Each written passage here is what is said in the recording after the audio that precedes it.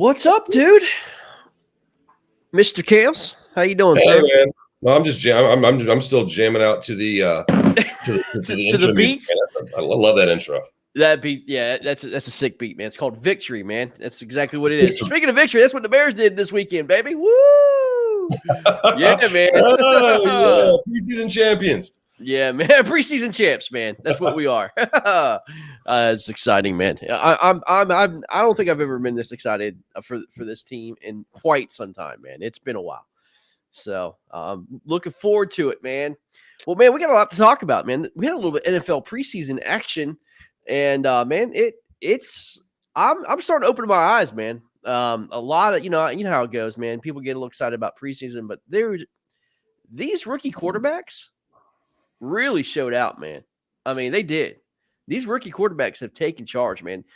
They have impressed me to none other. I mean, look, you've got Mac Jones from New England, right? Battling out with Cam Newton. And you got Trey Lance in San Francisco, which I thought for sure Trey Lance was going to be a bust. Like, why would they move up to pick Trey Lance? I think San Francisco went to third, pick Trey Lance over Justin Fields. But Trey Lance, man, it looked like he did pretty well in his debut. Jordan Love for the Green Bay Packers. He's not a rookie, but he is showing some skills right behind Aaron Rodgers. Obviously, that whole Green Bay debacle. And then my boy Justin Fields showed out big time, man. Showed out big time. And then Zach Wilson looked pretty good, man. But I want to talk about this, man. I want to talk to these quarterbacks and talk about these preseason games because I know you can't really tell what's going on with each team. But we'll start with Washington and New England. New England winds up winning 22-13.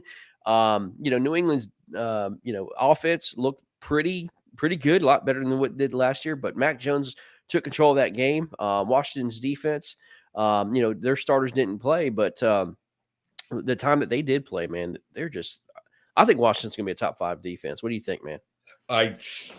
If they're not the number one defense by the end of the season, I'd be surprised at that. The defense is going to become the identity of this team, and when a defense starts playing like that, and the defense had to win some games for them last year, and I said that the defense is going to win games for them this year, and so they're going to start carrying that. They're going to start saying that's who we are, and don't give these guys on the Washington defense any more confidence, or it's going to be nightmares for opposing quarterbacks. Chase Young stays healthy, he will be the defensive player of the year. Plain and simple, all game. I mean, Absolutely. If he stays healthy all year, he will be the defensive player of the year. You mark that down. Who plays on the other side of Young? I think they Montez Sweat. They said that they are looking to break the tandem sack record for a single season, and I think I heard them say that it was 40 combined. But that would be ridiculous. It would be, but you're going to tell these two kids that they aren't going to do that they can't do that? Yeah, I don't know. I doubt it. But I mean, that's a lot of sacks, man. I mean, okay. Let's say between the two of them, they bring in 30 sacks. That's still real good. That's the number one defense. No doubt. I do have to call out Ron Rivera though. Ron Rivera was going out there, man. I love the guy. He's a Chicago Bear. Love the guy. Love his intensity. Love him as a coach. But he should not be getting involved in this vaccination politics bull crap, man. Just keep your words to yourself, man. He kind of went after some folks about their vaccinations and stuff like that, man. Look, man, play football, dude. Yeah, and then Mike Florio gets up there and starts writing an article about we need NFL coaches to lead the drive for vaccinations. They're freaking NFL coaches. What do they know about science like this? Give me a break, man. That it comes from the idea that is if there is a COVID outbreak within a team, forfeit the game check. So that should be something that the player. Yeah, but what does that have to do with some guy who's on an oil field out in Kansas trying to make a living for his family? That's that means nothing. What if his team has an outbreak and they don't have a game to watch? He doesn't have a game to watch this weekend. He doesn't get to and that one loss in a division. Let's say there's a Packers outbreak. Packers missed 2 games. Yeah, And but and if you read Fields, his comments, it was geared toward the more conservative crowd. I mean, it was very political, and I think they just need to stay away from that. You know what I mean? Like we're going to stay away from all that stuff. yeah, that's yeah. We You know what I mean? don't want to do that here. We want to do, and so Yeah, that's why I said that. I think that it has to do with they want to stay on the field. You don't want to you don't want to not take the field and get credited with a loss. yeah. So teams Washington's looking to make the playoffs and make a run this year. So a loss that they didn't deserve. Yeah, Didn't Fitzpatrick matter. looks like he's going to be QB1. Heineke's going to be probably his backup. It could flip flop, but it looks like Fitzpatrick's going to take control of that. Josh Allen is still a QB on that team. Josh Allen's in the 3rd position there, man. I don't know, man. Washington needs to figure out the quarterback situation. They got an okay offensive line. They're off. I mean, look, they've got Terry McLaurin on the outside. Decent. They got Logan Thomas on as a tight end. A decent offense, but man, I don't think they're going to be able to score enough points. To really outgun anybody. I don't think they're going to have to because their defense is so good. But that defense can wear down, man. So Washington's gonna, it's gonna be, I see it's gonna be a maybe 8-9, 9-8 team at best, and it could be well enough to win that East, but who knows, man. But they really didn't show me anything in the preseason that makes me go, oh man, this team's going to be amazing. The defense maybe, but I don't know. I think they're going to be a mediocre team until they get their quarterbacks situated, but I don't know, man. But on the other side, New England, Mac Jones, man, he impressed me a little bit. To be honest with you, I stuck with my long-standing tradition of I am not dealing with watching these preseason games. If you went back to the way of your starters play the first quarter of game 1, 2 quarters of game 2, and 3 quarters of game 3, then by game 3 I'd be watching and to see this. But if you're sitting there in the 4th quarter of these games and watching a guy who's going to be bagging groceries. In 2 weeks. That sounds exciting. Sitting on the edge of your seat, and you're like, oh man, I can't. I got to see what Dan Smith does here on this 3rd and long. You need help. Yeah, you need. Listen, not only that, if you're gambling on preseason games, you've got some serious issues. What's up, Todd Patrick? What's going on, buddy? What's going on, man? How you doing? What's going on, man? So, did you have a chance to check out a little bit of little Mac Jones action? Coming from Alabama over to New England, did you see him? Yeah. Mac Jones is he's gonna be a good quarterback for sure. I'm excited. I bet you New England's excited for him. Yeah, I mean, I think he could be. I don't think he's the heir apparent, but he's going to be a pretty suitable quarterback in running that Josh McDaniels offense in New England. Man, I think he's going to be fine. Next game, man, Pittsburgh and Philadelphia. Man. I'll be honest with you, man. This whole Jalen Hurts thing, man. I don't think it's going to work out, man. What do you guys think, man? I think that's just one Philadelphia problem, but when you start there, you start with your quarterback. It's only going to get worse by Halloween. It is going to be painful to watch some Eagles games, and the area we live in, we're inundated by lots of fans from Philly, the Giants, and Dallas, and those have always been some great games to watch, Washington, Philly. But if you're watching that game end of the season and it's just terrible, I don't want to see a terrible game. I want to see a good game. I love these NFC East games where everybody plays well, but it's Philadelphia's going to be a dumpster fire this year. It is, man. It is. We just want to say hello to some people. Mark Gimo, Blackbeard, John. What's up, guys? Thanks for joining us tonight, man. We're just sitting here talking some sports, and man, welcome. But yeah, I agree with you, man. This whole Jalen Hurts thing, man. I mean, Todd, you put thumbs down immediately, man. Look, he backed up. We came in after Carson Wentz went down. He won one game, dude. One game. After that happened, Jalen Hurts he was a good college quarterback. Jalen Hurts' game is not going to come over to the NFL. Carson Wentz was the player that they needed to stick with and to work on. If not, they needed to get to draft someone. But I think that the Eagles are going to be that team that nobody cares to watch all year. They're going to be like, oh, by the way, the Eagles score was this, that, and the other.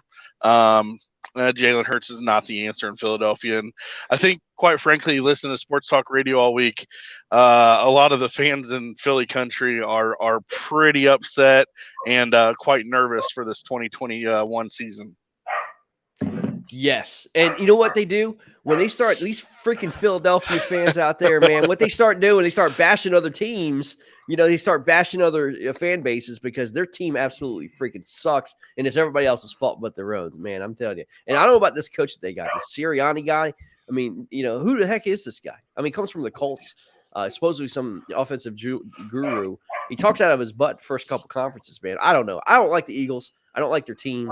But I don't like their fans. I don't like their city. I don't like their cheese steaks. I don't like their state. How much time we got here? I don't like their bridges. I don't like their taxes.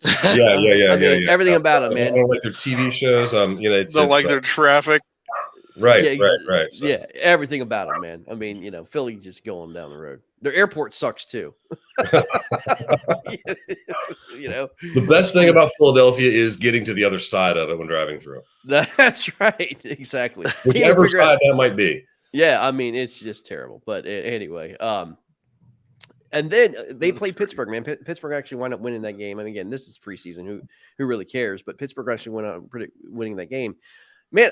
What do you guys think about Najee Harris, man? Do you think that's going to be the difference maker, taking some pressure off of Ben Roethlisberger? If Roethlisberger is going to be your quarterback, I don't think you can say we need somebody to take the pressure off of him. Name your starter, go with your starter, and ride him. If something happens, if Roethlisberger starts showing his age and starts showing some wear, then having someone capable to fill those shoes, sure. But that's I mean, how long have we heard that being in and around Washington? Washington has always had the best backup quarterback ever, and so if you start thinking your backup quarterback's going to be the one to win it for you, then you're going to be in trouble. Yeah. Blackbeard says, "Hey, Washington ever going to have basically a name?" Or are they sticking with Washington football team? I think they're going to go with Washington Warhawks. I don't know. I don't know what they're going to do. You didn't happen to copyright that or anything, did you? No, I didn't copyright that. I don't know what they're going to be doing, man. I know what their stupid team, their football club, Washington football. I don't know what they're going to do. If I was Dan Snyder, I would just leave it Washington football team and just stick it right up NFL's butt, man. I would drop the football team. I'd just be Washington. I'm perfectly fine with that.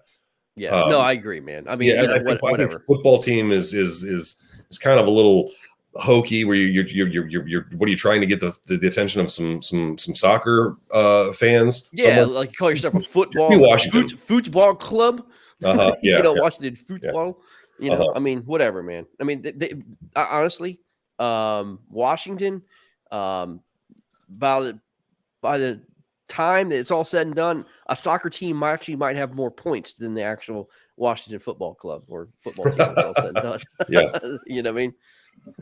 So, I don't know, but anyway, Pittsburgh. We talk about Pittsburgh, man. Najee Harris. We're talking about Najee Harris and seeing how that's going to wind up being, man.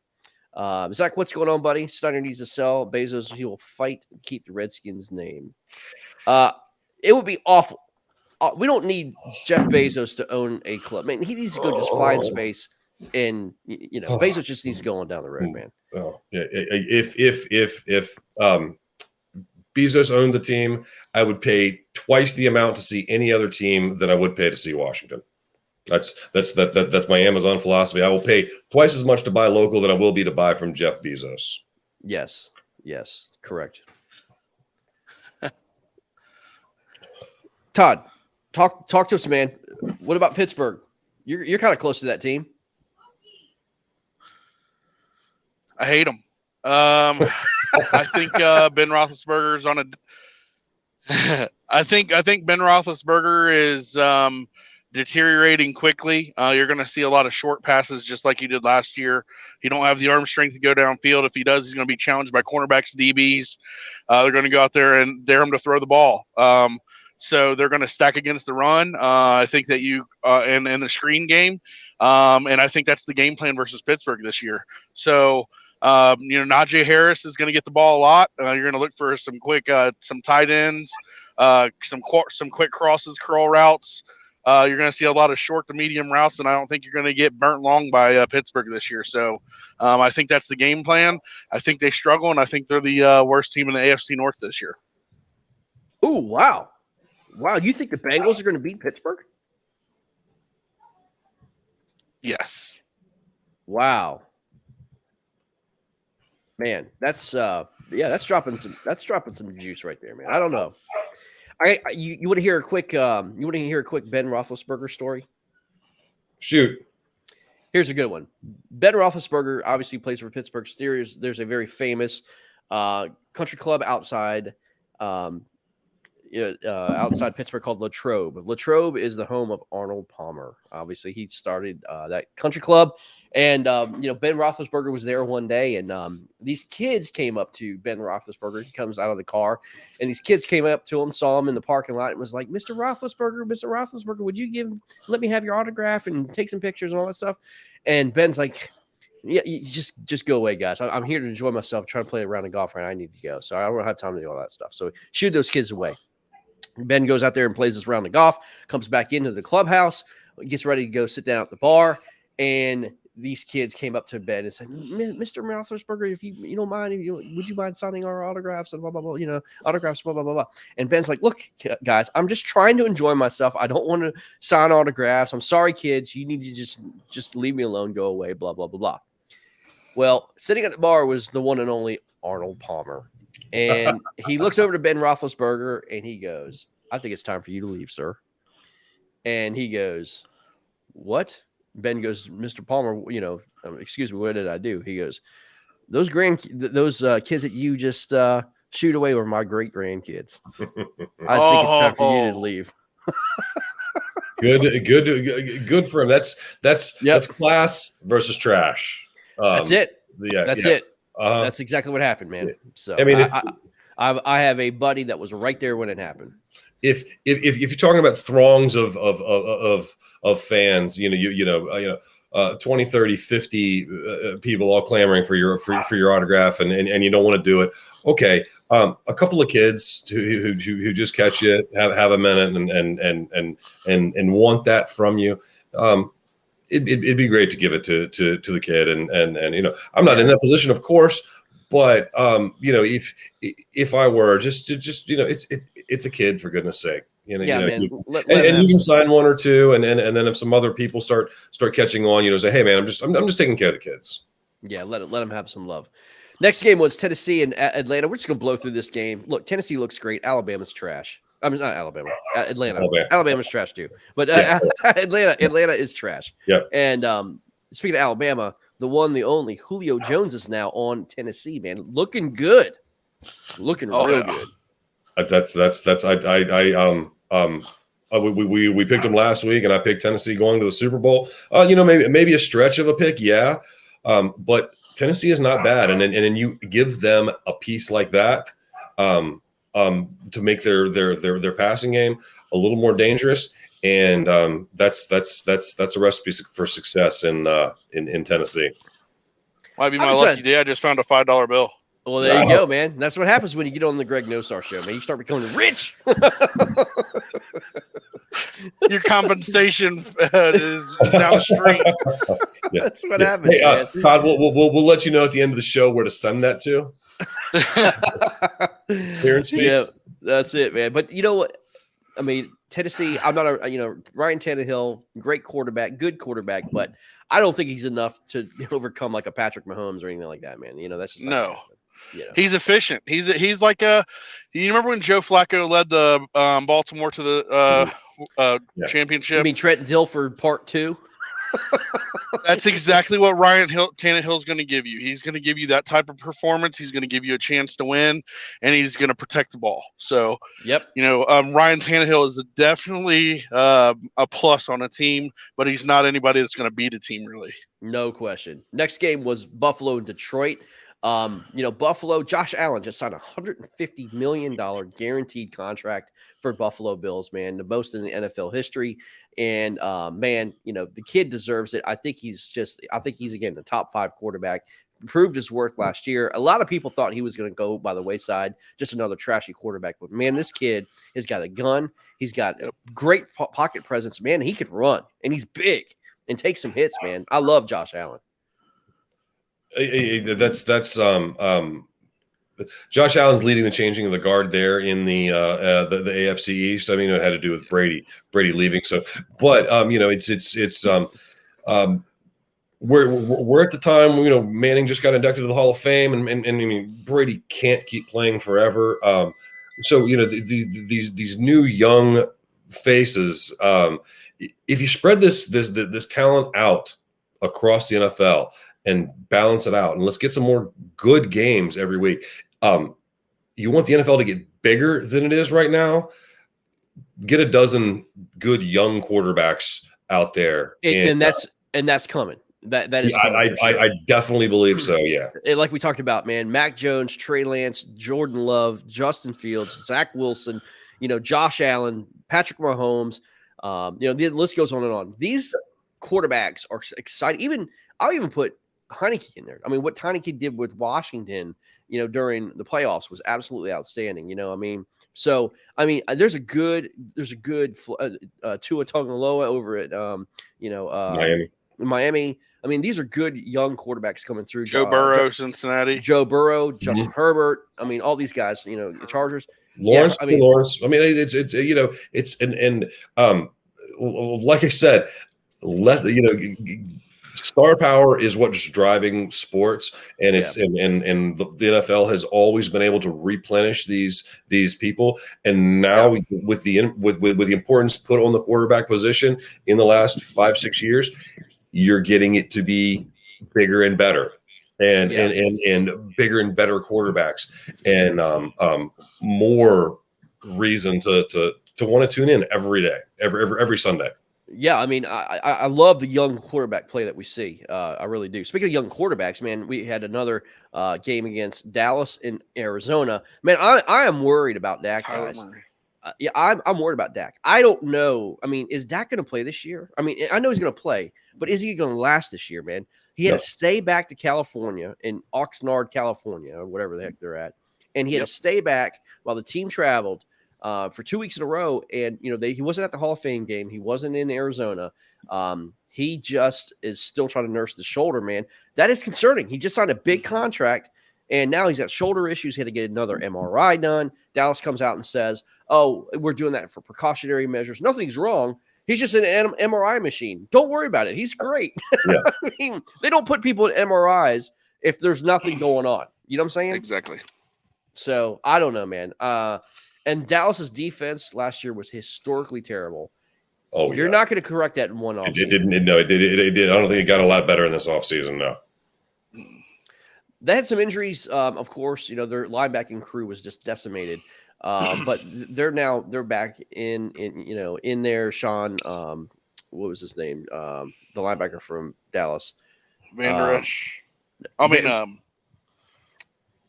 The guy, he just retired. I can't remember his name, but anyway, he was a good linebacker.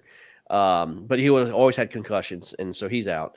Van Der Esch is there. I don't know, man. Their secondary is poo-poo, is junk, terrible. So I don't know, man.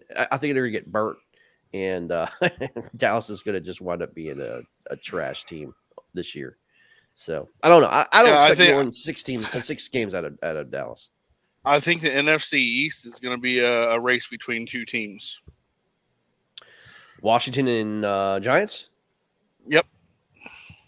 And I agree. And I think that I think that the Giants are still putting it together. I think they're going to have a chance to shine, but I think that Washington defense is is going to carry them. And like you guys were saying before I came on, that defense of Washington has everything on paper that looks like a number one defense, and it would be a disappointment for them to be not top three. Yeah, I agree. Now, I'll tell you what, a team that I do like is Arizona. I do like what some of the moves that they've made. They brought in some good veteran presence, obviously. They brought they've got Hopkins, obviously the wide receiver star, number one wide receiver in the NFL. AJ Green. AJ Green came over. But you know what? AJ Green gets hurt every year. But of course, he was playing for the Bengals, so that's to be expected, man. But he could come back and resurrect his career there on the opposite side. They said that he's looked great running mid routes. He's been kind of him and DeAndre have been getting along well, and it's a 1-2 punch on a team. That's a dangerous wide receiver core for Kyler Murray. Yeah, it is. And then on the opposite side of the ball, I mean, he's a little older. But, J.J. Watt comes there, and he's going to be leading that defense as a true leader and presence in the locker room. And, I just like the team. I really do. Kyler Murray, the jury's still out on this guy, man. I can't decide if I like him or not. You know what I mean? I just don't think he's a little undersized, isn't he? Oh yeah, six and a couple, and I feel like 5'10", 5'11". Yeah, he still wants to do a lot with his feet, and there's just a lot of experience in that division, and like you said, bringing in Green, bringing in Watt, that's trying to make a whole out of a bunch of parts. And I don't think in the NFL that works without a true leader somewhere. Tampa can do that. Tampa can sign anybody, but you've got Brady leading that team, who's done it his whole career. Murray's not. He's not the guy to fill that void, fill that spot. What do you guys think about Cliff Kingsbury as the coach? I mean, do you think that? I think I don't know. I mean, I think he's still trying to find his way in the NFL. I think his first year was definitely a struggle. Second year, last year was pretty well. Managed it pretty well. They were one game away from the playoffs. They actually needed Chicago to lose for Arizona to get in the playoffs. But dude, they didn't make it. And again, Kyler Murray was healthy all year. And still just couldn't put together. Again, I think their defense really let them down. But man, they're in a tough division, man. Let's just be honest. Seattle, that's San Francisco. That's a tough division, man. And to be consistent in that division, I think they've helped themselves. I think they're going to compete for the division. For sure. Yep, for sure. I would think you'd be a fool to say otherwise. They almost made the playoffs last year, and they improved themselves on both sides of the ball with multiple pieces. Their running game is now healthy. Last year, they split between 3 different running backs last year. They got a good tight end. They got a free agent tight end that came in, like AJ Green, JJ Watt. The team got better, so you would only expect better things from them. And then I think Seattle's going to become a dumpster fire because we haven't talked about them yet, but Russell Wilson already can't stand being there. I know. Yeah. I don't know what you're going to – I don't know. Yeah, I agree. I think the Seattle, that's a lot of your off-season noise. I think they're going to get those problems corrected when it comes time for the season.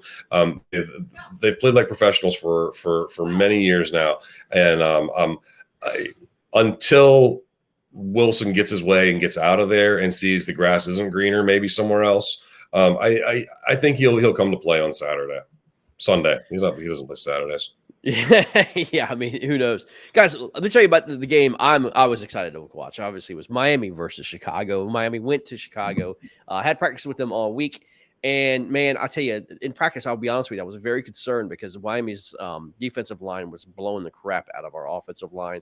Our offensive line for Chicago is it's decimated. We just signed 39-year-old Jason Peters from the Philadelphia Eagles, who's been out. He had 8. He only played 8 games last year because of his toe injury.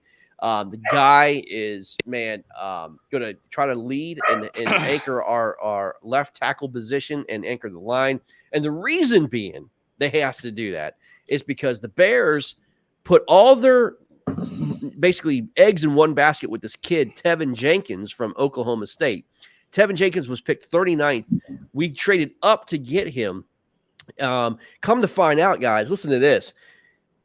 The film on this kid is just absolutely amazing. He was a right tackle at Oklahoma State. He comes in, the Bears trying to put him in left tackle. He has a back injury, a lingering back injury, a sprained labrum in his back that he's had since the end of last year. And he gets on the practice field, can't practice, can't play. They're going to have to put him on a PUP list. They're going to have to. He cannot play. And, they're trying to figure out still with his back. The Bears say that they knew about this injury from the get-go. They still picked him anyway. Well, guess what? We released our left tackle, Charles Leno. We released him. Gone. See ya. And now they're scrambling to find a left tackle. You cannot start Justin Fields on this offensive line, with this offensive line, and expect this kid to do wonders. Now, Andy Dalton, you can put him out there and he'll get his butt kicked because he's used to it being in Dallas and then the Bengals. But you cannot put this garbage offensive line in front of this great talent we have now and expect this kid to survive the first year. So they went out and got Jason Peters, which, again, is 39 years old. He was a Pro Bowl just 6 years ago. But still, I'm concerned. But with all that being said, Andy Dalton came in, went three series, 0 for 3, punted on every series. Justin Fields comes in. The first 3 series he had was a punt, a fumble, and a punt. That's his Justin Fields, okay? They go to the half. Miami's beating the crap out of them. Not beating the crap out of them, but, it was not a good showing. It's 13-3 at halftime. And Tua Tagovailoa had an okay game. Actually, he looked pretty decent. Was poised in the pocket, threw some great passes. Marched Miami down the field against a great defense. Looked pretty good. Once Justin Fields came out the second half, it was unbelievable. And I'm telling you, Chicago Twitter has been blowing up ever since. This kid was like 8 of 13, 2 touchdowns and 110 yards, put up major stats. And I'm telling you, he looked like an absolute NFL quarterback. Didn't let the first couple drives phase him, comes back out. And I know he was going against third and fourth stringers and, guys who drive trash trucks. But at the end of the day, Justin Fields has gotten Chicago excited. I can't wait, man. Well, let me give you this scenario here, Greg. How would you take this? So, I said to you a couple weeks ago when we were talking about Peyton Manning and Peyton Manning's rookie season, he was sent out to the Wolves.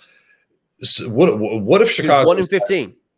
Yeah. What if Chicago decides, Justin, you're going to lead this team? Don't get yourself killed. It's not going to be great. Things could go. We could have times that look bad, but you're going to lead the team.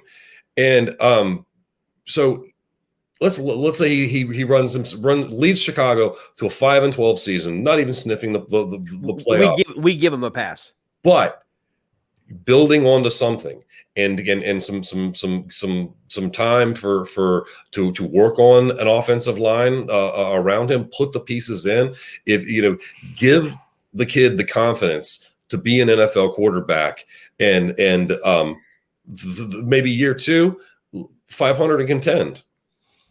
Zach Bowler asked, what do you think about Montgomery having a big year this year? I don't think Montgomery's going to have a big year this year because here's the deal. Matt Nagy is a pass-hungry coach. And if he's got a tool like Justin Fields to use, he's going to be in spread offense the entire time. He's not going to run the ball. It's tight ends, it's slant receivers, and you got a kid, Darnell Mooney on the outside that runs a 4-2-3. The kid is a freaking light. He's a Tarik Hill. For the Bears. This kid is going to show out. You're going to see him against the Rams, and you're going to see him against who's the Rams quarterback? I was blowing Matt Stafford. No, cornerback. Ramsey. Ramsey, yeah, yeah, exactly, yeah. Jalen Ramsey. You're going to see him one-on-one. They had a little Twitter dispute, by the way. Him and Ramsey, or actually, Mooney just didn't say anything. Ramsey was talking all this trash about Mooney. So anyway, it was fun. But I don't think Montgomery's going to have a good year, man. There's a kid that just came up. He's a rookie from Virginia Tech. His last name's Herbert. Watch out for this kid. He's number 2. And then you have Tarik Cohen that is with the Chicago Bears. They're pretty stacked in the backfield. I think Montgomery will not get the amount of carries that he wants to this year. I just don't think it. I don't think he breaks 1,000 yards. Well, if Dalton, if Dalton is your quarterback, then you'll break 1,000 yards on a running game. But if you go with Fields, go with that mobile and run pass option. I like the idea of that's a Patrick Mahomes kind of style. Todd, of play. Let me ask you a question. Did an Ohio State running back break 1,000 yards this year? Yes. They did. Yes. I promise you this. They're going to put in an Ohio State type offense here. It's going to be bombs down the field the entire time. Tight end will get used a lot then, if that's the case. Tight end got used a lot at Ohio State. Yep. That's what it's going to be. It's going to be an Ohio State spread offense. The NFL is a passing league. Yeah. If you're playing fantasy and think your running back's going to run, I would not. I think Montgomery was a top 5 running back last year in points and in yards. But I caution you, I do not think that's going to happen this year. I think Montgomery is going to be 10th at best because, again, I know who Nagy is. His stupid BU card that he's got, when he says BU, it's pass, punt. That is the Nagy offense. It's pass, punt. That's what we do. But I really think that the Chicago will be doing themselves, the team, a city, Fields, everybody a disservice if you don't name Fields the quarterback. Give the keys, give him the keys to the city. Let him go. He's not gonna take you to the playoffs here. But guess what? Neither is Andy Dalton. No. And I'll tell you what, if they don't start Fields after what we've seen in the offseason and in preseason here, there will be absolute just turmoil in Chicago, and they would want Ryan Pace and Matt Nagy's head. They better start Fields. That's all I can say. He is, and that may be what you see happen. It may take a new coach next year for Chicago. Maybe. All right, moving on. I can go on and on about that. But anyway, Denver, Minnesota. I really don't have a lot to say about this game, man. I watched a little bit of it, and I'll be honest with you, I fell asleep. It was that boring. Denver winds up winning 33-6. Dude, Minnesota's terrible. And, I think somebody came on here and start picking Minnesota. Kirk Cousins is a joke. Is a joke of a quarterback. Okay, he's a joke. He'll still throw for 4,500 yards. I mean, but that was a knock on him here in Washington. He played for his stats and didn't play for his team, and it started to play out a little bit in Minnesota, and that may be their undoing. I wanted to go with Minnesota because I think that things are going to be worse in Green Bay than a lot of people. Mike Zimmer is not a good coach. Mike Zimmer sucks. You know what I mean? He's not a good coach. And, he one thing that Minnesota had going for him until they got a bunch of injuries is their inside the trench game. Like, their offensive defensive lines are stacked. But, Kirk Cousins doesn't even know. I mean, look, his first of all, his team hates him. Okay? If your team hates you, you don't have a chance. I think that a lot of the same things came out with his time here in Washington. He was not a great teammate. Stephon Diggs demanded a trade to Buffalo, and then they traded him in Buffalo. Yeah. Look what he did last year. I got to stand corrected. Ohio State did not have 1,000-yard rusher last year. Trey Sermon was their leading rusher. He had 8 games, 870 yards. So I was shocked when you told me that. I was like, I don't know, man. Yeah, he was the shortened season from last year. They play a full 11, 12 game season. That they play. That would have extrapolated to be 1,000 yards. Yeah. Oh yeah, it'd have been a 1,300-yard season is what he was like on pace for, almost 1,400 yards. But I mean, they're able to run. But like back to what you were saying, Minnesota, if they can't run the ball, they have nothing. Dalvin Cook is great. I mean, I like him. I really do. I mean, he's a bear killer. I mean, he's always done well against us. But I don't know. You cannot survive just on that. I mean, again, I don't think the team is set to win. I don't see the Vikings winning more than 6 games. I think they go 6-11. I really do. But could be. I don't know. I just not impressed with what they did even in the draft.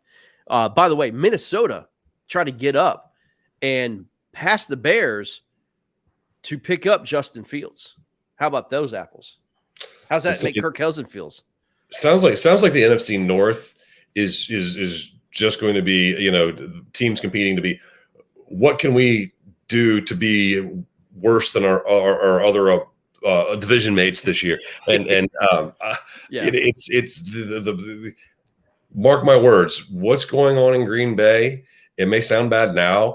It's going to get worse this season. Yeah, I just Green Bay may still very, very well win the division, but it's not going to be a happy team doing it. Green Bay will not win that division. Oh, whoa! Who's going to win?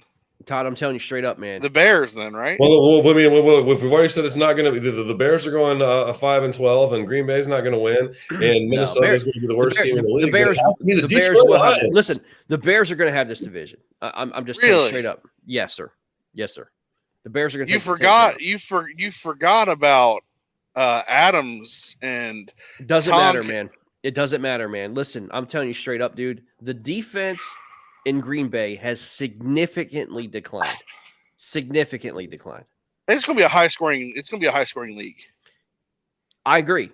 Yeah. Now, look, you can never count out Aaron Rodgers. Here's what I'm saying about this. I think Aaron Rodgers actually gets hurt this year. I don't know why. I'm just saying that, but I'm telling you, like, he's been very, very fortunate. But his offensive line is trash. Mm-hmm. Trash. Mm-hmm. Yeah. But I think that he's a good enough quarterback to where he doesn't let his team not compete for a division. With the turmoil and everything else going on in Green Bay, man, I don't know, dude. I just don't see it, man. I mean, I think those relationships between him and his teammates are fine. I think the relationship between him and ownership is not. But he is there for his teammates, and his teammates are going to be there for him. I don't think his relationship is with his coach. I don't. No, I don't. After that 4th and 9 kicking a field goal thing that happened in in the playoffs last year, I think that destroyed the relationship. Yeah. So, but anyway, that's just I don't know. I think he's always looking over his shoulder.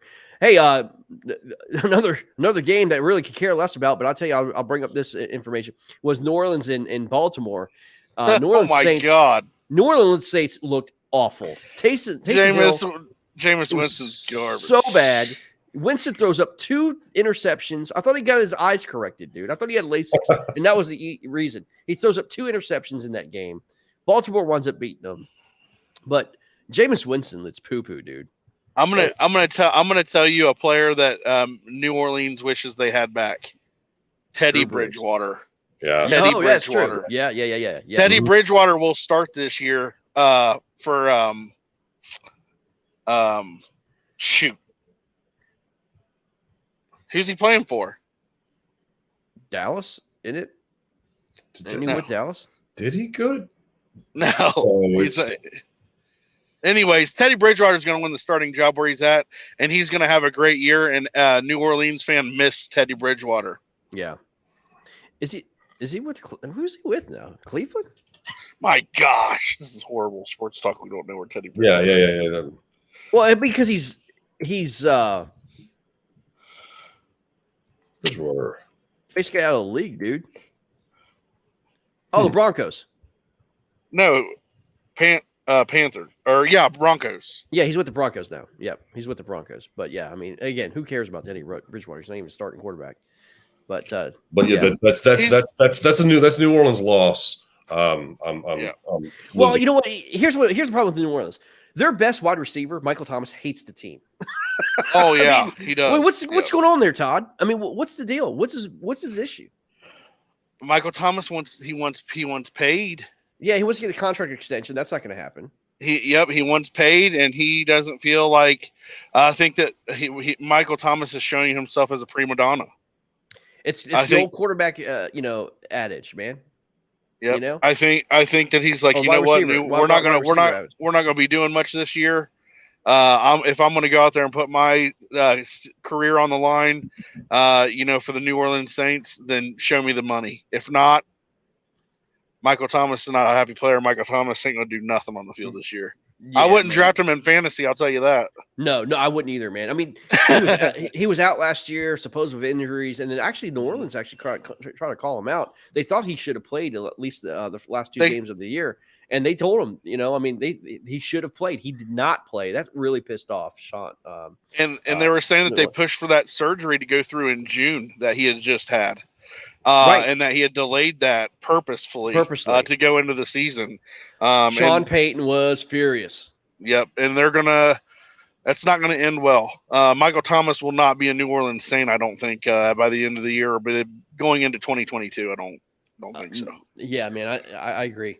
Anyway, it's things like this that your old guard teams, New Orleans Saints, having these issues and not having a backup plan for what happens when Breeze retires. That's what's going to open up the door for as we started at the top of the show, for these young quarterbacks, these young kids to lead their teams. Trevor Lawrence leads Jacksonville to a better record than the Saints. What's everyone going to be talking about?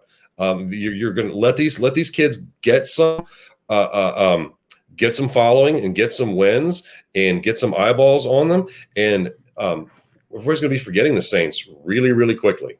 Oh yeah, I think they're already forgotten. It's already happened in with New England. Do you care anything about New England now that Tom Brady's not there? No, not really. not much, but I am curious to see what Mac Jones is, because I think that he's better than a lot of people think. Yeah. Would you rather watch a Tampa Bay game with Tom Brady this weekend, or a New England game, and maybe you can see some Mac Jones? Yeah, no, I mean Tampa Bay all day long. I mean, Tampa Bay all day long. Watching, and that's something that's a cool little side topic there, Greg. If I can go to it, cherish this Tom Brady thing, guys. I was not a Tom Brady fan, 100%. But you're literally watching someone that we will talk about with until you die. You'll be until your children a quarterback to this guy, and just cherish the greatness that is Tom Brady, because I never accepted it because I didn't, I wasn't a Tom Brady fan. But when you sit there and think about what you're actually witnessing, you're watching a Michael Jordan in basketball right now. Yeah. You're watching Tom Brady, and he's actually still he's decent still. And it's just cherish that these next couple of years. Here's another guy we should cherish. I'm going to play this video. Did you guys see this, man? This was a great game. But I'm going to show you this. Let me see here. I'm going to show you this. This is fantastic. Did y'all watch this play? Here's a guy we need to cherish. Look at this. Whiff. Look at that. Look at that wonderful block by Tim Tebow, man. He sealed it off. He sealed off his hip. Look at that, man. And then he gets up. Todd's right. Look at that. Look at the direction he sends 59 in. 59. He turns him around, actually. Watch this, man. Look at this play, man. I mean, it's just brilliant. Oh, boom. And then gets up, hits his own teammate. Oh, that was beautiful. I know you're making fun of the play, but he sealed the block. He sealed it. We gotta have a seal here and a seal here. I'd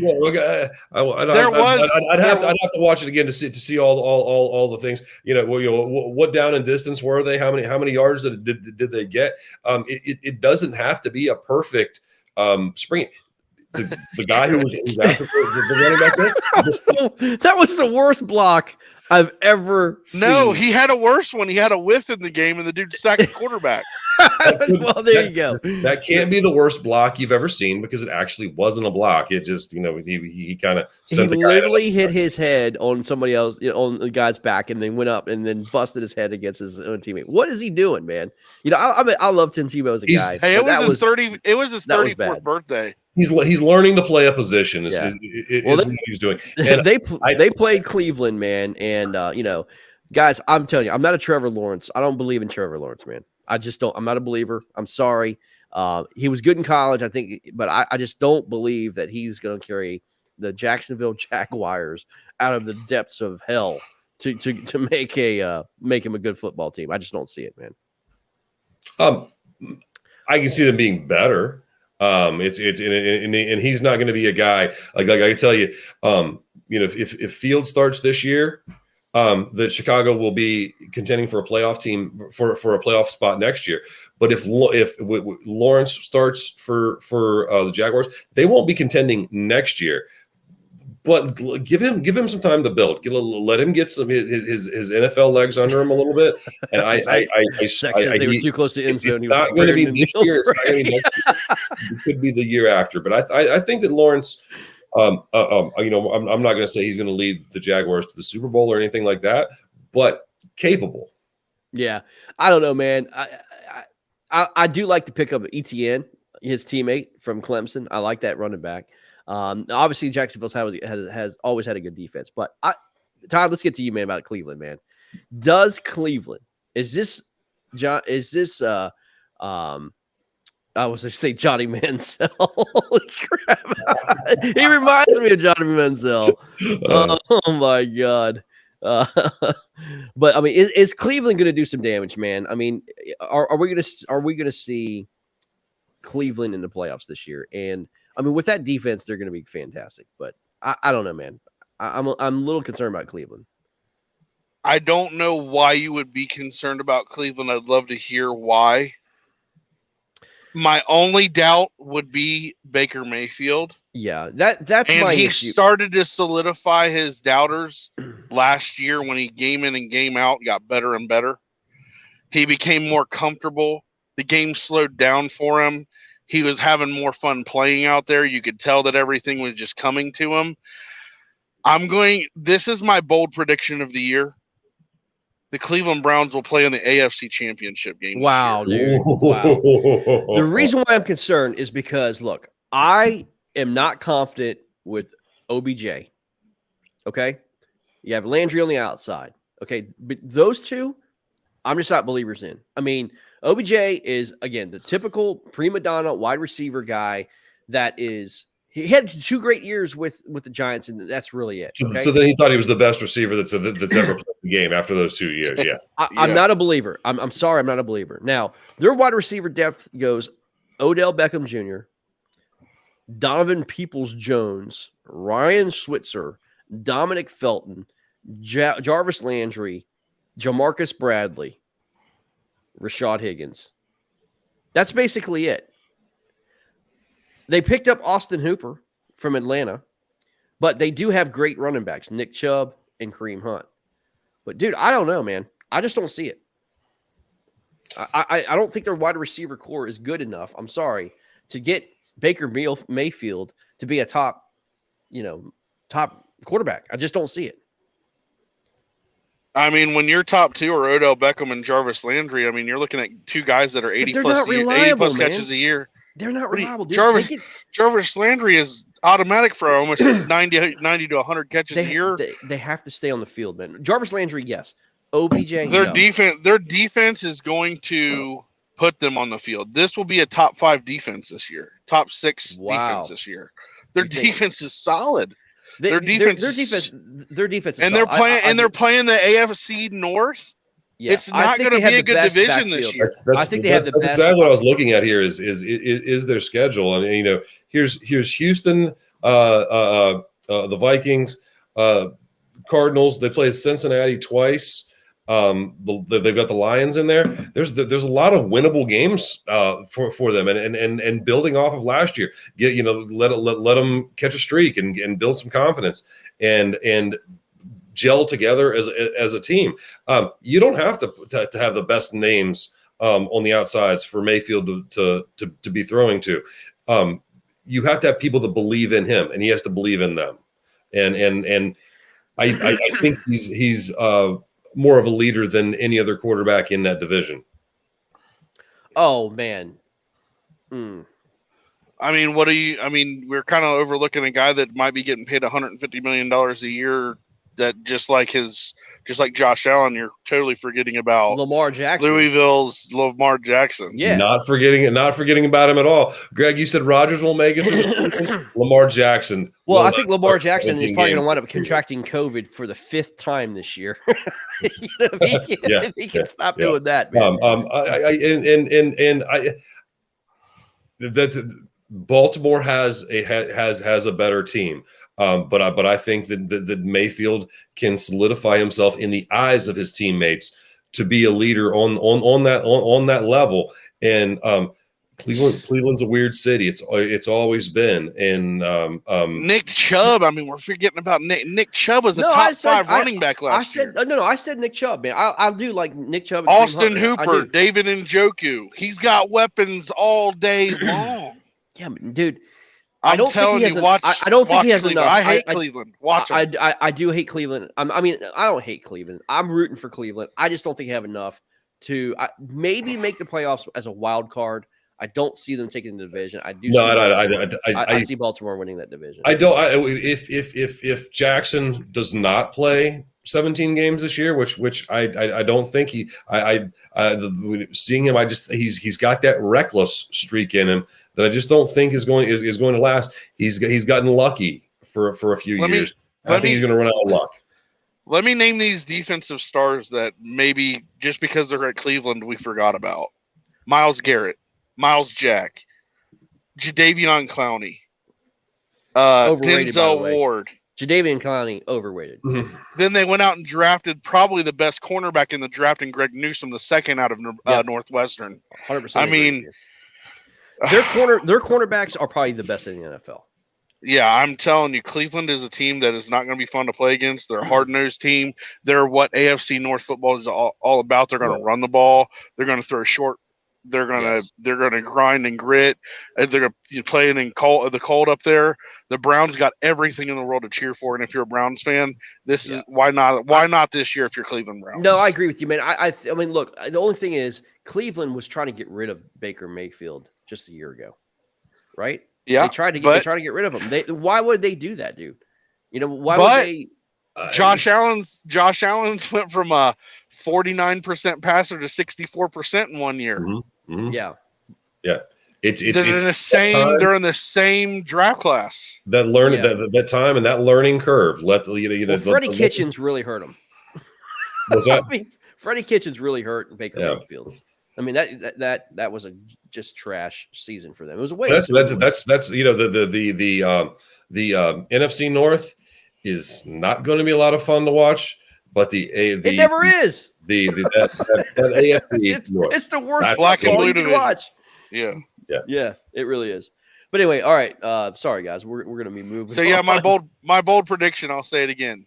I think the Cleveland Browns play in the AFC Championship game this year. Wow. That's I mean that's bold. I mean, I just don't see that, man. I really don't. But I got Buffalo. I got Buffalo, and I'm trying to figure out maybe Kansas City.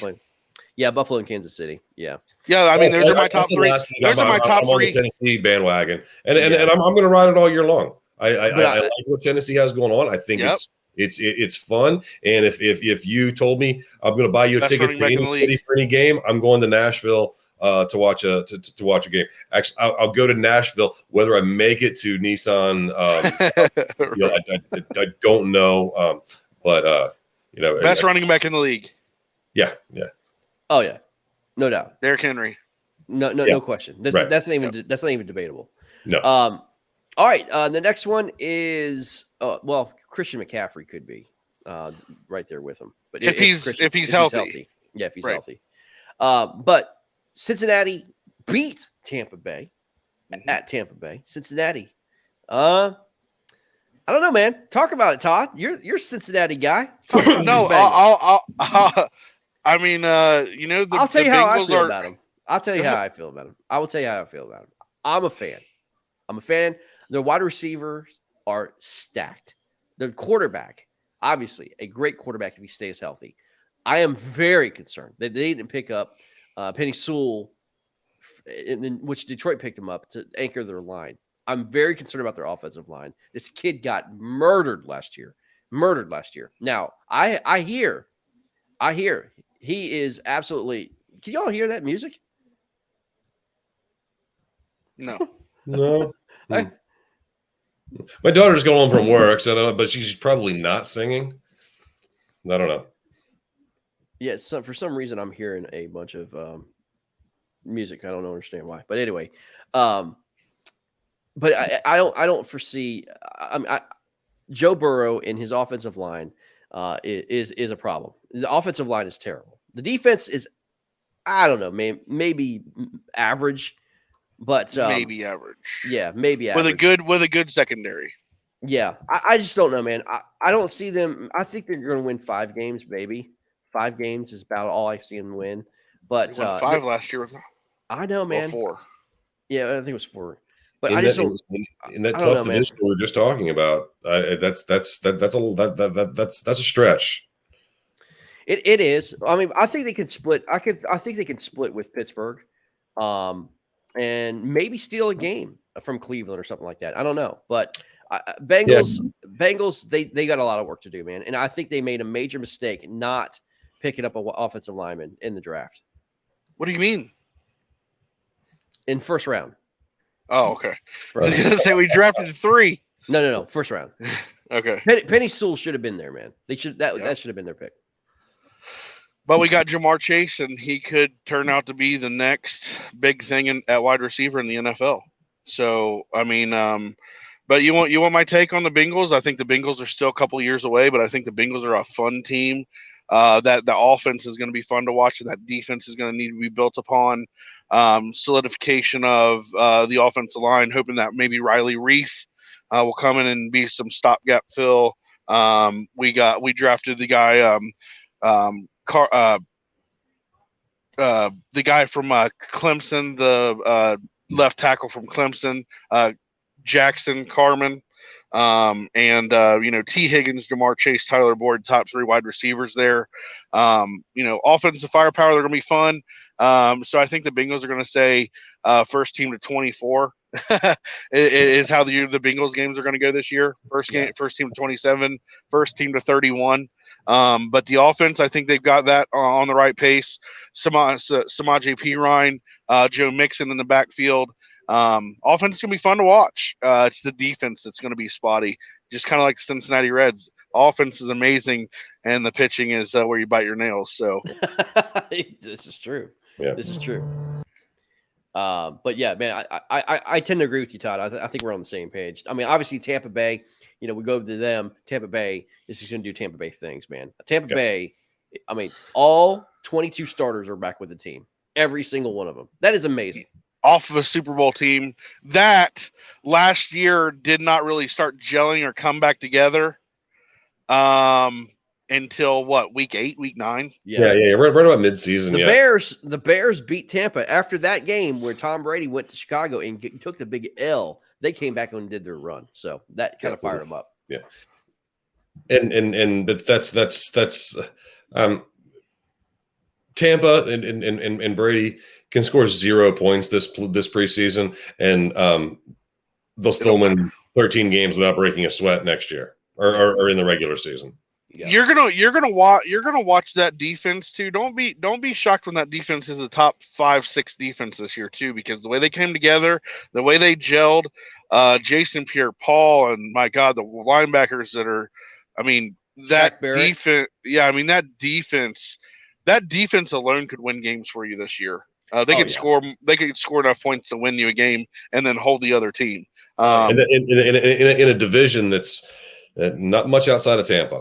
Antonio Brown is back, signed a 1-year contract. I mean, just loves playing with Tom Brady. Yeah. He lives with him. Kept them in check. And you know what? We haven't seen and heard of any throughout this entire offseason? Antonio Brown getting in trouble.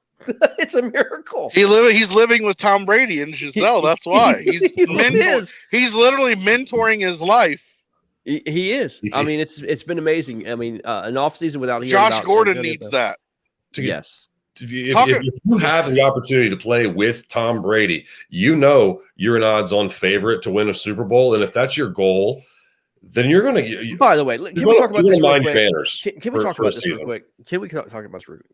Josh Gordon got in trouble, obviously, for illegally banned substance, which is marijuana. Okay, THC. That's it. He's addicted to it. Okay, so in most states like Denver and everybody else, THC is now legal. It's no different from drinking alcohol, right?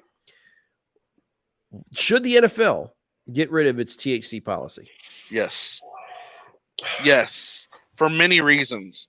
I don't smoke weed. I don't smoke weed. I don't believe in it. You go to Denver right now, you get high just from people smoking in stands. I'm in Denver. I'm in Denver right now. Well, there you go. There's a dispensary. There's a dispensary right there. I could literally go over there and sit in the smoke room and get high and just show them my driver's license. Right. But I think that it should be lifted because, one, I think that it's going to nationally, and it doesn't matter what it's going to become. I think it's going to be nationally lifted, and it's going to be used for recreational. I think that it has properties in it that are good for maybe some pain that some of these players deal with on an in and out yearly basis. You know how, and we expanded the league to 17 games now this year. Yep. So I mean, these players are getting beat up an extra week on the football field, and I don't think that. I mean, there's no performance enhancement that you're going to get out of weed. I mean, for God's sakes, de-enhancement.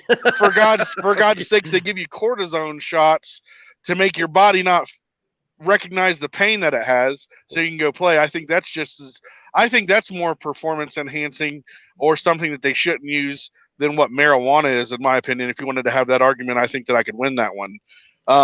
Yeah, I think that they should definitely lift that. I'm going to say yes, they should, because that's as a country where we are moving that direction. That it's when people are turning a blind eye at it. It's not my thing, like you said there, Todd. But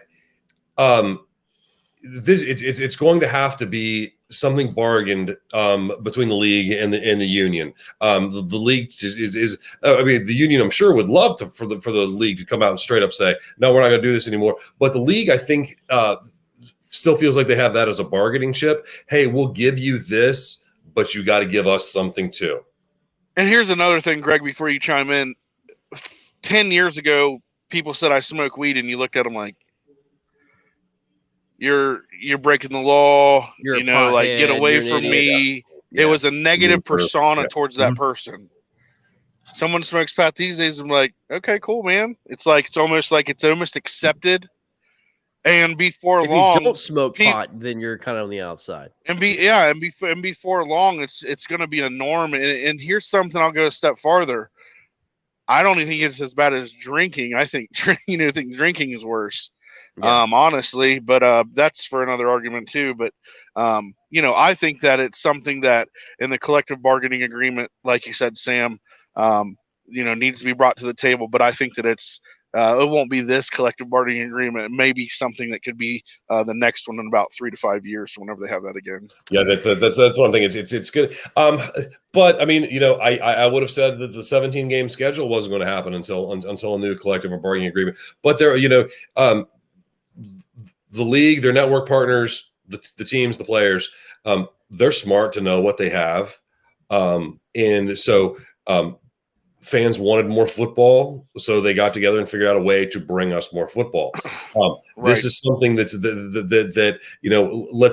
quit with the black eye of these players getting suspended for smoking pot. We can fix it, and you could see it happen that way even before a collective bargaining agreement. Yeah, and also think about this: the NFL is a multi-billion-dollar league. With each team, I think they say by the end of next year, if not this year, each team will be, the minimum value per team will be $1 billion as the projected, worth of each team. NFL is a money-driven league as you see marijuana become recreationally done, you're going to maybe even see, you don't see cigarette commercials, so I don't know if you're going to see weed commercials on TV or things like that.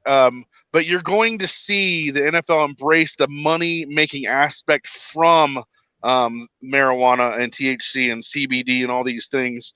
And I think that at the end of the day, money is the number one reason why the NFL actually allows this.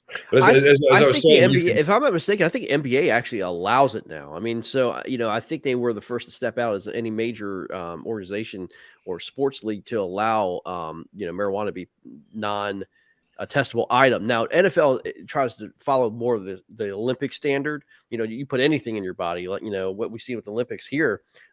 Just happened to that lady on the track team that basically got kicked off for having taken marijuana. But I agree with you. I think there's benefits to it. I can understand a little bit of the NFL's concern in regards to THC and have it being a performance enhancer, but I think these players do it more for recovery, like you're talking about, Todd. I mean, look, Calvin Johnson retired from the NFL, dude, and was just voted into the Hall of Fame. Okay, he did a podcast with Pat McAfee. I don't know if you've seen it, but dude, he owns a marijuana company. I mean, the first thing he did when he got out of the NFL, he grows weed, man. I mean, Ricky Williams quit the NFL to smoke pot. Yeah, and you know what? Ricky Williams was absolutely lambasted because he wanted. No, Ricky Williams was a head case. Let's just be honest, man. Oh, he's mentally. Yeah, but I mean, they lambasted him and black sheeped him because he was taking pot. You know what I mean? So, or he was smoking pot. But so look how the times have changed since Ricky Williams did that in 2005 or 2004, whenever that was. Yeah, I mean, no doubt. I think the NFL needs to relax that policy. I mean, there's no doubt. I mean, the NFL is so hypocritical in so many different things. It's not even ridiculous. But in my opinion, if especially for rest and recovery and all that stuff, and it's been scientifically proven that it has all those benefits, CBD and all that stuff. I mean, my goodness, a buddy of mine owns a CBD company that basically sells ointments and gels to dogs and cats and everything else. He's a multimillionaire because his pets are taking CBD. He's made this pet product about CBD, man, and these animals are healing up faster than they ever had. But I think I think the NFL needs to relax its marijuana policy. I do. I think it should be. And as I was saying there, and to something that you mentioned earlier, talking about making money off of it, and I mentioned this too, about the black eye that they can get. It's not about necessarily, you don't have to make money everywhere, but you have to stop where you're losing money from. And it was with they had it with the domestic violence things a few years back, where that they wanted to get out ahead of that and to quit this bad publicity. Publicity is not good publicity if you're the NFL. Other insane political things that we're staying away from, kneeling and whatever else. And it's the NFL does not want this stuff because they do not want to lose the money. Well, I mean, who would have thought, Sam, Barry Cassidy and David Eaton would have been in the forefront of the marijuana game back when we were kids, man. Yeah. Well, thankfully it's got his legalization thing because the Eaton's Eagles are not going to be having a good year of it this year. No, he's going to have to smoke a toke, man. No. All right, Jets Giants, man, Battle of New York. Zach Wilson was pretty good, man. 6 of 9, 60 yards, very efficient in his debut. Did not cough up, no butt fumbles, none of that stuff, man. Actually did pretty well for the Jets, and the Jets actually wound up winning against the Giants again. It was a snore fest. It was a snore fest game. It was 12-7, but Zach Wilson, the storyline out of that game, man, 6 of 9, 63 yards and a field goal. So talk about it, man. What is this kid gonna do? Put me to sleep. This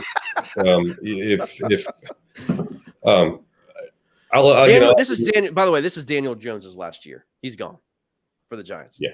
Yeah, and I don't think to call the Giants terrible, but if Dallas does not live up to what they should be, Dallas should rightly win the East. but they're not because of Dak's problems, his health problems. And so that's going to put the Giants, one more step up. And there's been lots of times that people have said the Giants are bad. This year's going to be terrible for the Giants. And well, hey, the Giants made the playoffs. The Giants should have never beaten the undefeated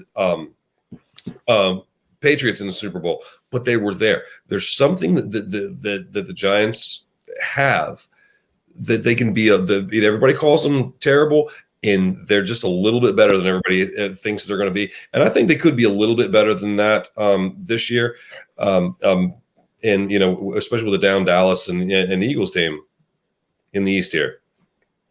Yeah, Saquon Barkley coming back for New York Giants. That's the thing that's going to help them maybe be competitive in some of these games that you wouldn't think they would be. But the Jets, I don't think they've got much going on for them. Zach Wilson's going to be a little spark for them. He's going to be fun to watch. He's going to be like, what if we had this, that, or the other. But when your number one running back last year was Le'Veon Bell and Frank Gore, who played for 99 years, I mean, I don't know how excited can you be as a Jets fan. MetLife Stadium is going to be dull. It's going to be hard for that stadium to see 6 home wins this year between the two teams. I don't know. I just, like I said, in the East, I like Washington and Dallas, and then the AFC North, I don't like anybody but Buffalo. So I agree. I don't. That game was basically. Let's see if Zach Wilson can be a spark, and it looks like he's going to be a fun spark. And Robert Salah, as the new coach and everything, I love Robert Salah. I think he's going to bring a Jet mentality back. That's going to in a couple of years, a couple of draft classes, he's going to set a precedent, and he's going to have a culture there in the Jets where the Jets are going to compete in a couple of years. Yeah. But I don't think they're sniffing anything this year. But I think that's an up and coming team that can build. With Zach Wilson, if he can prove himself in the NFL, that could definitely be a team to watch out for in the AFC North to give Buffalo a run for its money, maybe in 3 years. I think I've already called the Jets next year's number one, having next year's number one draft pick. And as you're saying, Todd, give them a couple. Hey, finish last. Pick number one. Maybe steal another number one draft pick from somebody else, and trade down. They've got a lot of draft picks trade coming. down. Because I mean they already picked their quarterback. Them in Miami. Yep. And that's fine. I am not against a rebuild if you want to be honest and do it the right way, and if you do it the right way, that you are definitely capable of making yourself in just a couple of years. The problem is most NFL teams don't want to say this is a rebuild year because there goes the money for the season. Oh exactly. It's a rebuild. Hey, Jets fans, it's a rebuild year this year and next year and the year after. I promise. I think a true Jet fan understands that, man. They do. But I mean, look, they're crazy. You have something to be excited about, and Zach Wilson showed you a little bit why. Yeah, I mean a little bit. I mean, I compare him. He's this year's generation's Jim McMahon, and that's what he is. He's Jim McMahon all the way for me, man. You said that because of the visor, the visor, the headband. I mean, the whole thing. He is Jim McMahon all over again. But the only problem is he doesn't have Walter Payton. So you don't, guys. We're gonna breeze through these last games. Houston, Green Bay, guys. We all understand that what's going on in Houston. They're a freaking dumpster fire, absolute trash. I mean, Deshaun Watson, dude, I don't think he's going to play this year. I think he's done. 22 sexual assault cases. They just opened up a criminal case against him, man. I think he's done. Yeah, I'd have to agree with you as we were talking about. The NFL does not want these things to take away from what's on the play on the field, and he's doing that. And I don't really want to say it's a shame to have a career go down like this, because then you're possibly denigrating what could have happened to these women. I wish it wasn't something that had happened, had been in had the ability to happen, because I think he was a talented guy, But it's just it's the NFL's not going to let him play. I just don't see it. I don't know. I'm waiting on why is it taking so long. And the longer it goes, the longer I feel like maybe it's not as bad as it seems like it could be.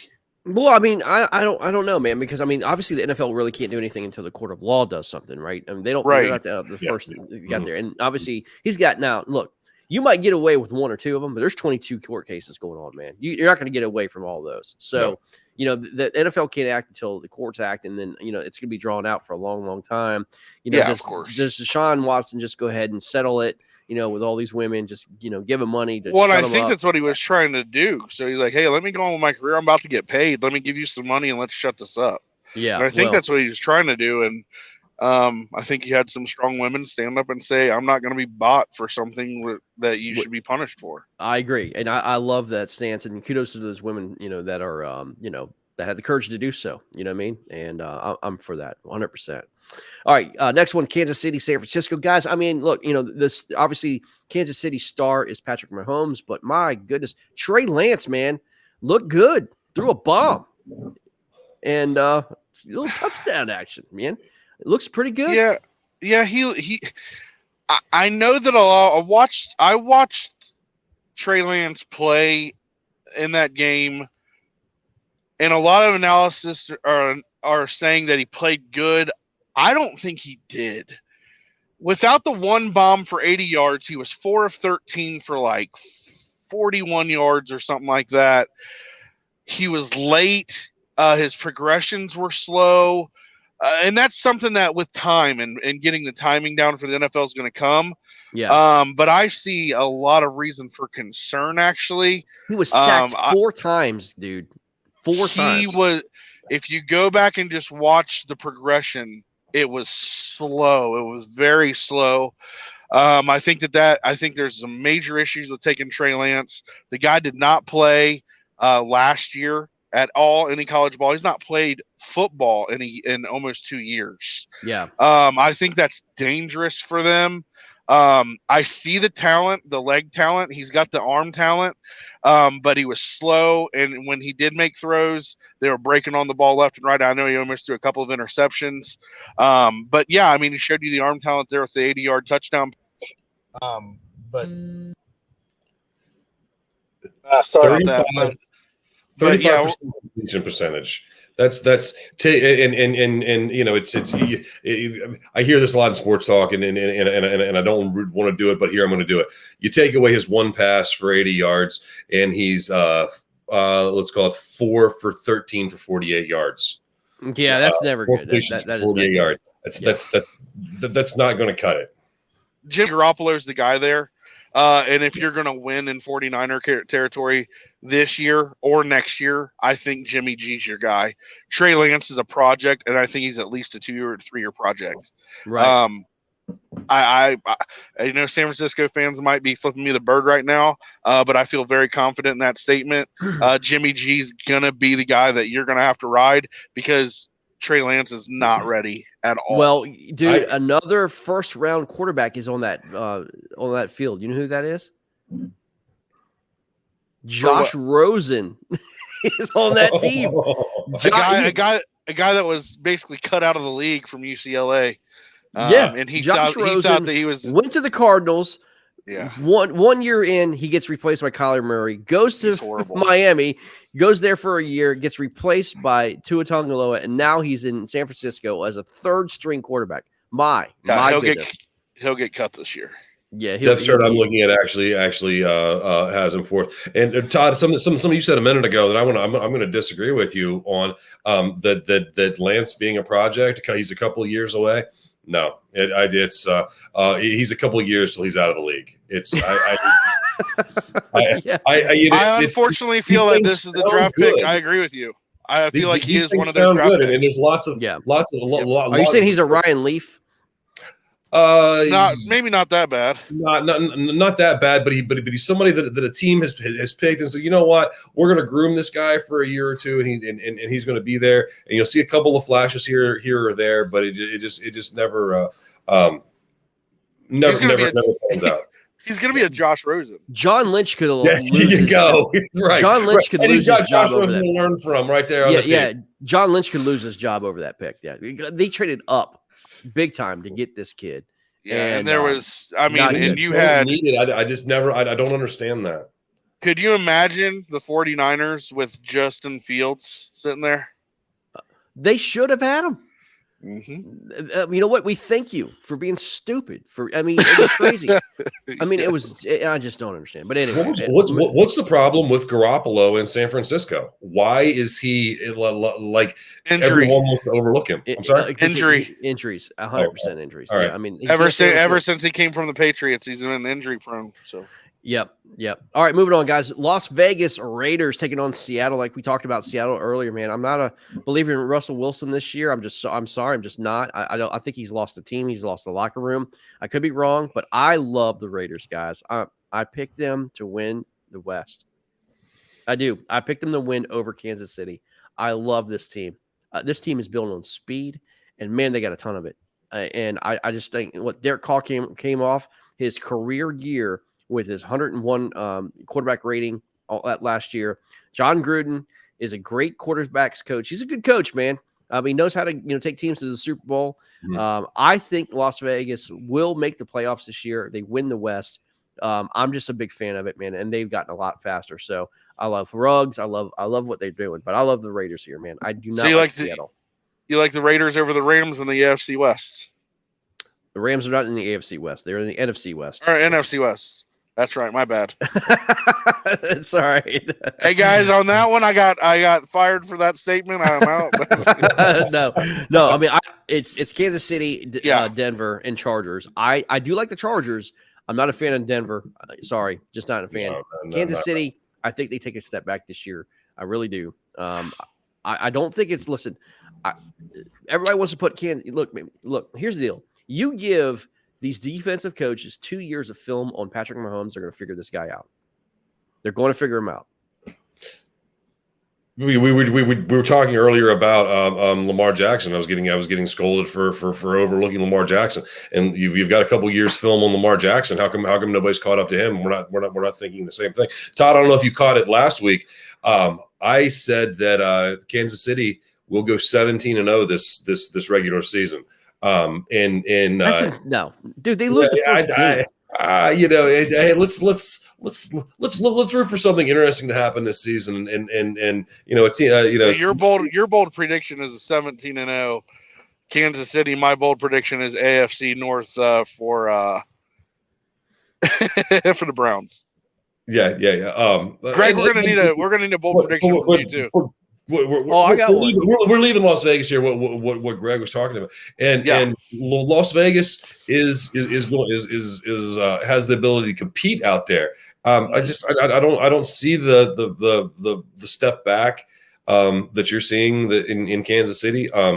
Andy Reid, he's coached for a long time. If it's not going well, he'll change it up. And that offense is built on speed and getting themselves down the field, and Mahomes can do that, and it's going to continue. And it's just the Vegas Kansas City games will be some good games, but it's Vegas isn't quite ready to do it yet. Oh, I disagree, but yeah, good points though. Good points. I mean, Las Vegas with Josh Jacobs and wide receiver crew, like you said. Number one offensive line in the NFL. Offensive line is very stout. Defense with Mac and guys. I mean, or they don't have Mac anymore either, do they? No, Mac's with the Bears, buddy. Mac's with the Bears. Yep. But they have a good linebacker though, and I can't think of his name. But they got a good McLean. Yes. But they're solid. I could see that pick, Greg. Yep. For out of the AFC West there. So I think it's going to be a stout division. I think the Chargers and Herbert I like that team too. Well, speaking of that, let's get to the next game. It's going to be the Chargers and Rams. Chargers beat the Rams 13-6. Again, Justin Herbert, limited action there. Not much to say, but I mean, this kid is just Just protect him. Just there. I don't think even Justin Herbert even played. Probably not. I don't think he played. But you know, again, I do like the Chargers. Their wide receiver core, and they've always had good wide receivers. You know, but the only thing that I don't like about the Chargers, and it continues to haunt them, is their defense. Man, their defense is not good, dude. Not good. I mean, except for their defensive end, which is oh my gosh, Bosa. Yeah, Bosa. But I don't know, man. They're secondary suspect. So I don't know, man. Chargers, they could compete. I don't think they do it. A lot of people are actually picking the Chargers to win the AFC West. I don't know. I just don't think they have it. And the Rams, the Rams most up in the air league. The Rams are my pick to go to the Super Bowl to face Buffalo. I love the Rams. I love Buffalo. And man, Sean McVay is a genius. I do like the Matt Stafford pickup, man. I think that is going to be key, and I think the Rams are in the Super Bowl.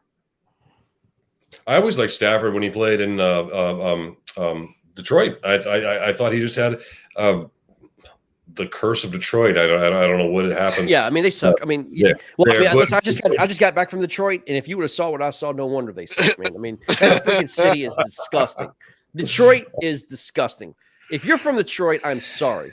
Your city is an absolute crap hole, dude. It is one of the worst cities I've ever been in, and I've traveled the country. I've been to every state in the 48, and for a major city, Detroit is probably it's a third world country. Worse. I thought it was in Haiti. It's sad, actually. It's very sad. It really is. I mean, if you want to see the effects of just absolute terrible leadership, you go to Detroit and look at it. It was a just crap hole. How is that beautiful lake, St. Clair, in that freaking area? It's just it's insane. But anyway, that's neither here nor there. But again, I do like the Rams. As we're talking about, I liked him in Detroit. He's a capable, competent quarterback, and now you put him in a place with a competent coaching staff and some players around him, and a management team that wants to win. Then yeah, the Rams are not not a stretch at all to win their division. And even the NFC, who else? Well, Tampa, don't bet against Brady. But do you think the Rodgers is Aaron Donald, Jalen Ramsey, Matthew Stafford? I mean, the list goes on and on, man. That is and Sean McVay, dude. I'm a huge Sean McVay fan. I think he's just a genius when it comes to Sean McVay. Sean McVay he's went on the record and said the word love. He loves Matthew Stafford. Yes, because he can do a lot more than Jared Goff could ever do. Yeah, Jared Goff will get exposed this year on how mediocre Jared Goff actually is. Correct. Jared Goff benefited from being on the Rams. Matthew Stafford is going to improve the Rams. That's true. And I think the Rams are dangerous. I agree, man, wholeheartedly. I'm with you on that. Last one, guys, is Carolina and Indianapolis, man. Indianapolis is a dumpster fire right now with the quarterback play. Jake Eason is probably not going to be with the team this year. And then Carson Wentz, they're thinking about, my God, they're thinking about trying to bring in Nick Foles, who looked like absolute garbage in the Chicago game. I don't think they're going to go that route, though. I mean, Nick Foles got up on podium trying to basically tell Frank Reich that I'm your guy. I'm the one who can lead your team, blah, blah, blah. But at the end of the day, man, the Colts, there's another guy by the name of Sam Ehlinger that actually had a pretty good game, man. He was 10 of 15, 155 in an interception. But Sam Ehlinger looked pretty good. But they're also trying to bring in another quarterback, I hear, out on the street. But I won't say who it is. But anyway, we'll see. We'll see how it comes out. But Jacob Eason, 15 of 21, 183 yards, sacked 3 times. So I don't know. Colts did win the game 21-18, but their offensive line is decimated, and I don't know. It's going to be an interesting year for those guys. Not interesting. I think it's going to be a painful year, and the more this injury situation plays out, it's just going to be more head scratching week after week. Like, wait, I thought you got better. Why are you? What was his? Isn't his injury like a something like a 2 to 12 week It was 5-12. Yeah, 5-12. 5-12. I mean, that's crazy. You can't make any plan for what's going to happen. No. For the guy that you brought in to be your starter, and playing in a division like that, sorry, it's going to get real bad by October. Yeah, no kidding, guys. We're gonna end it. We're gonna end it on this thing. I want to ask you guys a question. Did y'all watch that Field of Dreams baseball game? What Amazing. an incredible game! Can we do that every year? Yeah, they are going to do that every year. I don't think they can have the same drama that they did. What a fantastic game that was! Oh, it was awesome. Two teams that are most likely going to be in the playoffs as long as the Yankees can keep hitting. That was a preview of a potential AL showdown, and the White Sox and the Yankees, and the home runs and the drama and the field and the way that Iowa embraced that. Oh my God, that I could have watched that over and over and over again. It touched me. I mean, like, just. First of all, the movie's great, I mean, and what it all means, kind of, the dad, tossing with his son, and, just the old baseball kind of thing. But having those players coming out of the cornfield at the very beginning, Kevin Costner's right there, and just waiting for the players as he comes out. Oh my God, it was so tremendous. And then to have it, the Chicago White Sox were up 7-4, Yankees come back, take the lead. I mean, just, what was it? Hendricks gave up a bunch of freaking dingers there, couldn't get out, the Yankees, and then all of a sudden Tim Anderson comes up to the plate, walk-off home run into the corns. It was amazing. And then fireworks going off at the end. I'll tell you what, Fox did a fantastic job producing that game. It was great. This is one time that I think I got kind of bit in the rear end by streaming TV, and I don't know, like I could put on any other channel and watch it just fine. I put on Fox to try and watch this game. I'd get to see a couple minutes of it, and then it would say something's not quite right. I don't believe it was any of my internet connection issues. I think it was the number of people watching this, and I think I've heard some things about how many people watched it. But the little bit that I did get to see, just beautiful. You could almost call it looking like a minor league park with a very small seating area. But I think that's what made it so good, is the closeness, the intimacy of it. That you don't have to be bigger to be better. That something that was smaller was just absolutely perfect. Probably better than the NHL Stadium Series games. It was such a hit that the Major League Baseball ratings came out the next day. It was the most watched Major League Baseball game, regular season game, in 16 years. 6.8 million people watched that game. It was that special. 6.8 doesn't sound like a lot compared if you think 25. That's a big number for a Major League Baseball, regular season baseball game. For baseball.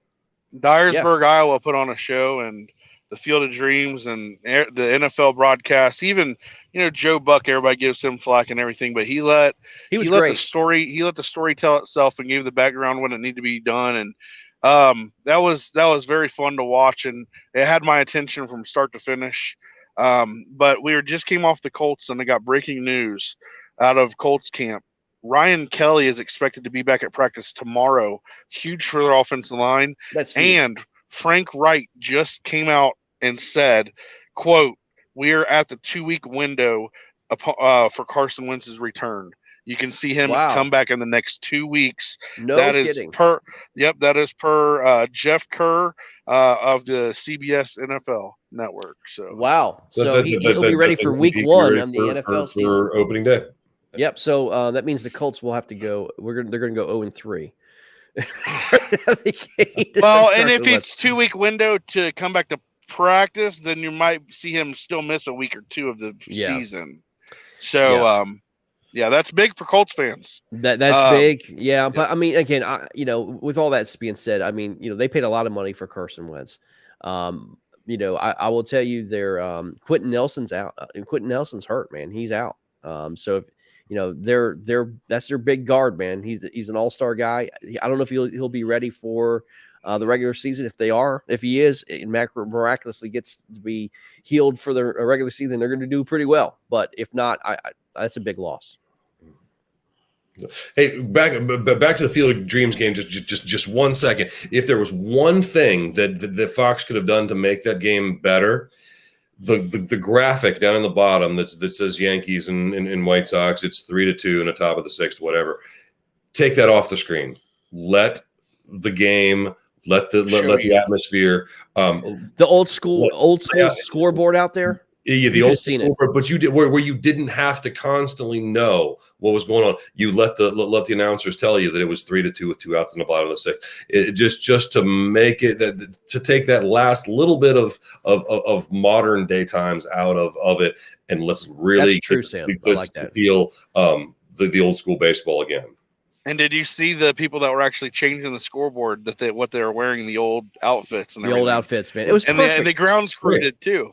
It was great. Perfect. It was absolutely perfect, man. It was so well done. And I'm it just brought back so many great memories. As a kid, you're sitting there going, man, there's nothing like being on the dirt, man. I love it. Oh yeah. And just